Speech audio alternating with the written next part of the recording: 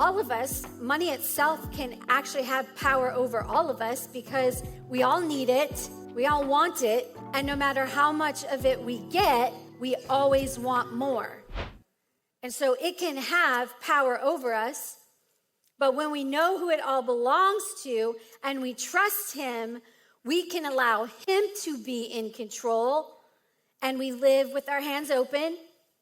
But the temptation will be when we don't see God doing what we want him to do, then we take back control. Because we take control when we aren't trusting God. And the Israelites did this as well. We're going to continue looking at their story in Scripture. Now we are in Exodus chapter 32. This is at a time where after they left Egypt, they ended up going through the wilderness, and they are at the foot of Mount Sinai.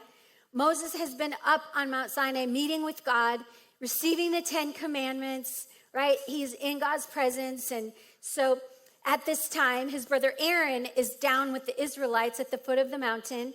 And we see what is happening with them while they're waiting for Moses, because Moses was gone for a while with the Lord.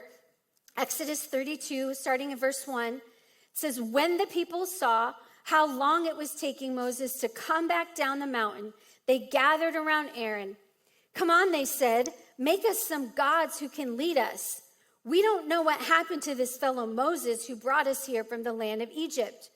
So Aaron said, take the gold rings from the ears of your wives and sons and daughters and bring them to me.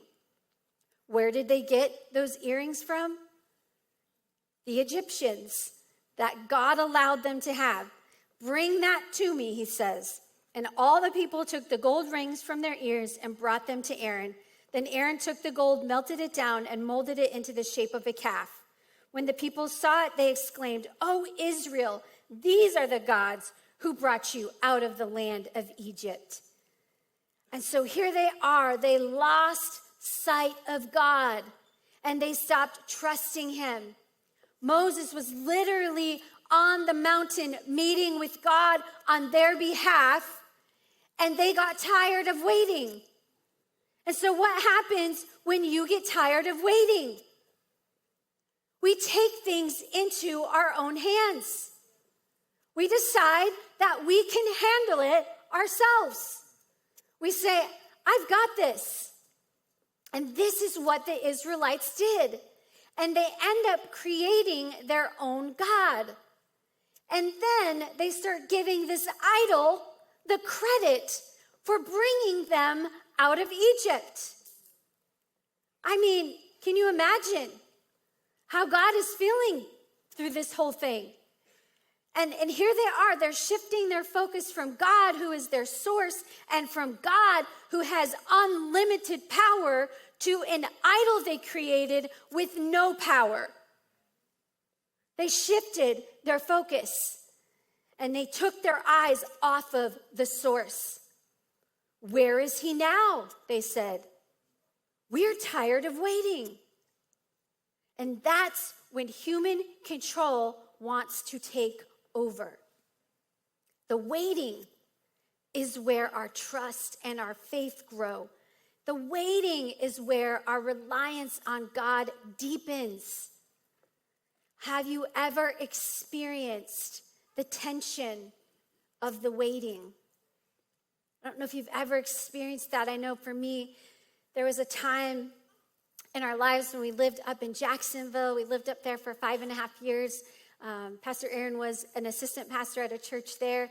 I was staying home with our children at the time. Our two older boys were 1 and 3. And our middle son, who was 1, he got very, very sick. And we didn't have health insurance at this time. You know, we were living on one income. Things were really tight, and we budgeted very carefully, but we weren't able to do health insurance, so we didn't have that. And here my 1-year-old is really sick, and I'm starting to get really concerned. I give him medicine. He's got a fever that just keeps rising and rising and rising. I give him the medicine, and I'm still just very concerned about him. And so I decided to load him up in the car, and I drove across town about 25 minutes to where our doctor was. I didn't have an appointment, but I pulled in the parking lot and I sat in the car with him. And I just monitored him. I monitored his temperature. I was waiting for it to drop. And in those moments, I began praying to God. And I said, God, you know we don't have the money for me to go in the doctor's office and pay for this visit. You know, we don't have that money. But God, I need you to do something. I either need you to heal him right now, or I'm going to need you to provide for us to be able to take him to the doctor. And so, God, I don't know what it's going to be, but I'm here, I'm praying, I'm trusting you, I'm extending my faith. God, would you move in this situation? And I just waited, and I prayed, and I just monitored him, and eventually his fever started falling and coming back down, and I could tell he was starting to feel much better, so I drove back home with him. But it was in that moment where my faith was deepening with God, that my trust was anchored in him in those moments of waiting.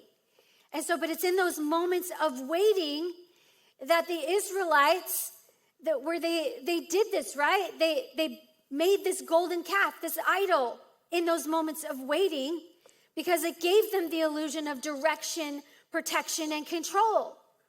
But it was a counterfeit power. And when we lose trust in God's timing, we reach for a power that we can control. And you may not have a golden calf, but what is it for you?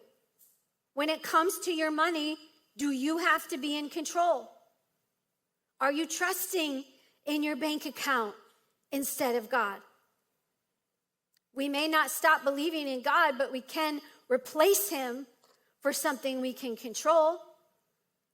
And when it comes to our money, do we want our limited power, or do we want the unlimited power of God?